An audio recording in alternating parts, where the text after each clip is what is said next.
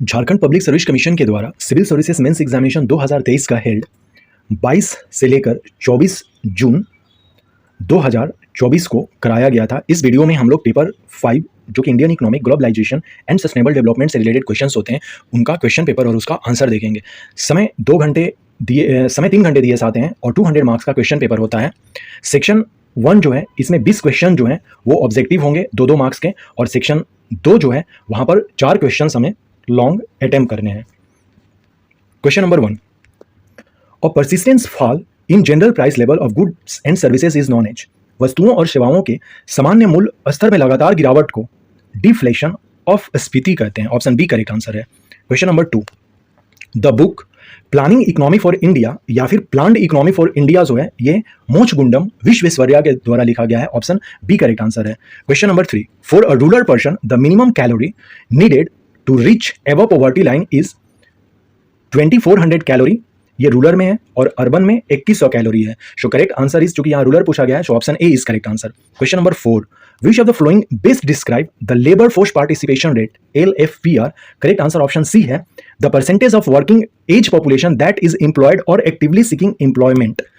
इसका सही आंसर है कामकाजी उम्र की आबादी का प्रतिशत जो कार्यरत है या सक्रिय रूप से रोजगार ढूंढ रहा है उसे ही हम श्रम बल भागीदारी दर कहते हैं। Question number 5, FRBM committee recommended centre debt to GDP ratio 2B। यह टोटल 60% है जिसमें कि सेंटर का 40% है, क्योंकि यहाँ सेंटर पूछा गया है, और रेस्ट जो 20% बचा ये स्टेट्स के हैं। सो करेक्ट आंसर यहाँ पर ऑप्शन बी हो जाएगा 40%। ऋण GDP अनुपात के संदर्भ में FRBM समिति द्वारा केंद्र को दी गई अनुशंसा है 40%। ग्रीन रेवोल्यूशन जो है MS स्वामीनाथन ने भारत में इस टर्म को कॉइन किया था। So correct answer is option B correct answer है। The fundamental cause for the collapse of the Bretton Woods system was, इसमें चारों हो जाएंगे। Option D is correct answer. Aatmanirbhar Bharat, इस क्वेश्चन को देखना होगा। आत्मनिर्भर भारत में चूंकि नीदर ए और बी भी हो सकता है, आत्मनिर्भर भारत में 5 कंपोनेंट्स को किया गया था जिसमें कि इकोनॉमिक्स इस तरह से चीजें थी, तो इसका भी आंसर हम लोग नहीं कर रहे हैं। Tenancy reform is related to, सारा इसमें हो जाएगा, regulation of rent, security of tenure और conferment of ownership right. So correct answer is option D, इसका सही आंसर होगा। Which of the following is tax exclusively imposed and collected by a state. Correct answer land revenue है इसका। Option D correct answer. Question number 11, mid day meal और public distribution system जो है या integrated child development scheme है, ये सब poverty alleviation approach को हमें बताते हैं, गरीबी उन्मूलन का दृष्टिकोण ये रखते हैं। वो मिड डे मील हो या सार्वजनिक वितरण प्रणाली हो, एकीकृत बाल विकास योजनाएं हो, ये सब गरीबी उन्मूलन के लिए हैं।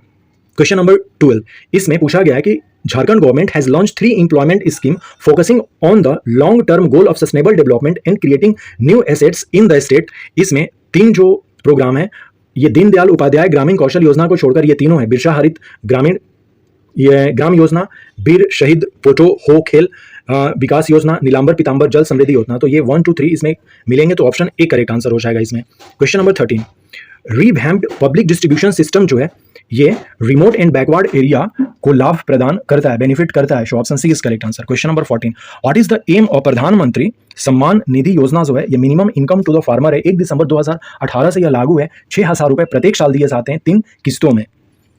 क्वेश्चन नंबर 15, इसमें पूछा गया है कि arrange the following sources of irrigation as per descending order of their irrigated area. Descending का मतलब क्या है? अवरोही, अर्थात कि घटते क्रम में। तो घटते क्रम में झारखंड में क्या है सबसे पहले, तो हम लोग इसको देख सकते हैं। सबसे ज्यादा कुएं और ट्यूबवेल से सिंचाई होगी, और इसमें नहर के लिए 1% है। नहर के लिए 1% है, तो मेरे ख्याल से 2, 3, 1 इसका सही आंसर होगा। ऑप्शन सी करेक्ट आंसर है। नहर का तो पूरे झारखंड में 1% है, तालाब सेकंड स्थान रखेगा कुएं और ट्यूबवेल के बाद। सो मेरे ख्याल से करेक्ट आंसर ऑप्शन सी इसका सही आंसर होना चाहिए। करेक्ट आंसर ऑप्शन सी इसका सही आंसर होना चाहिए। इस क्वेश्चन का आंसर देखना होगा। GSDP के बारे में पूछा गया है। खरीफ नहीं है, तो गेहूं जो है वो खरीफ फसल नहीं है, जबकि ज्वार, मूंगफली, मक्का जो है ये सब खरीफ फसल में आते हैं। Growth with social justice and equity, ये 9th 5-year प्लान का स्लोगन था या उसका फोकस्ड एरिया था। The standard of living in a country is represented by, प्रति व्यक्ति आय के द्वारा इसे बताया जाता है। ऑप्शन बी करेक्ट आंसर है। इस क्वेश्चन का answer option B correct answer है। 2% रखा गया है। वर्ष 2024-25 के लिए झारखंड का राजकोषीय घाटा जो है सकल राज घरेलू उत्पादन का 2% लक्षित किया गया है। ऑप्शन बी करेक्ट आंसर है इसका। नाउ हर एक सेक्शन में 2 क्वेश्चन है, जैसे क्वेश्चन नंबर 1 है, इसका अथवा है, इसमें से किसी एक क्वेश्चन को अटेम्प्ट करना है, या तो इसका आंसर देना है या तो इसका आंसर देना है। जैसे क्वेश्चन नंबर 1 में पूछा गया है, distinguished between net product method and factor income method of estimating national income, which of these methods are followed in India. राष्ट्रीय आय का आकलन करने के लिए शुद्ध उत्पादन विधि और साधन आय विधि के बीच अंतर बताएं, इनमें से कौन सी विधि भारत में अपनाई जाती है। अथवा India is currently expressing a demographic dividend, explain discuss challenges and risk associated with this kind of demographic transition. Bharat वर्तमान में जनसांख्यिकी लाभांश का अनुभव कर रहा है, इसकी व्याख्या करें। इस प्रकार के जनसांख्यिकी संक्रमण से जुड़ी चुनौतियों और जोखिमों पर चर्चा करें। सेक्शन 3 में भी 2 क्वेश्चन नंबर 2 का जो है, एक ये है और ये एक है, इन दोनों में से किसी एक का आंसर हमें करना है। Describe the important characteristics of an under developed economy, do you consider Indian economy an under developed economy, give reason for your answer. अविकसित अर्थव्यवस्था के महत्वपूर्ण लक्षणों का वर्णन करें, क्या भारतीय अर्थव्यवस्था को अविकसित अर्थव्यवस्था मानते हैं, अपने उत्तर के कारण बताएं। और इसी में नेक्स्ट क्वेश्चन है इसका कि what do you understand by inclusive growth, critically examine the government policies to promote inclusive growth in India.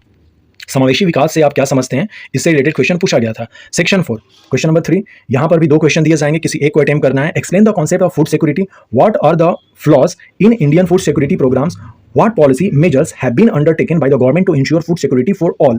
खाद्य सुरक्षा प्रणाली की अवधारणा को समझाएं, भारतीय खाद्य सुरक्षा कार्यक्रम में क्या खामियां हैं, सभी के लिए खाद्य सुरक्षा सुनिश्चित करने के लिए सरकार द्वारा क्या नीतिगत उपाय किए गए हैं। अथवा what do you mean by foreign direct investment, briefly discuss the FDI policy and it's performance in India. प्रत्यक्ष विदेशी निवेश से आप क्या समझते हैं, भारतीय प्रत्यक्ष विदेशी निवेश नीति एवं उसके प्रदर्शन को संक्षिप्त व्याख्या करें। Section 5 question number 4, give an overview of industrial development in a state of Jharkhand since 1991, discuss the problems faced by the industrial sector in the state। 1991 के बाद से झारखंड राज्य में औद्योगिक विकास का 6वां अवलोकन, दैट मीन्स ओवरव्यू, राज्य में औद्योगिक क्षेत्र के सामने आने वाली समस्याओं पर चर्चा करें। अथवा explain the nature and causes of employment in Jharkhand, what step have been taken by the Jharkhand government to solve the problem of unemployment। Jharkhand के बेरोजगारी की प्रकृति और कारणों की व्याख्या करें, बेरोजगारी की समस्या के समाधान के लिए झारखंड सरकार ने क्या कदम उठाए हैं। हम लोगों ने पेपर 5 का क्वेश्चन पेपर और जिन क्वेश्चंस का आंसर हमें आ रहा था उनका आंसर भी जाना। इस तरह से क्वेश्चन पूछे जाते हैं, ऑब्जेक्टिव को हमने देखा और इसके लॉन्ग क्वेश्चंस को भी देखा।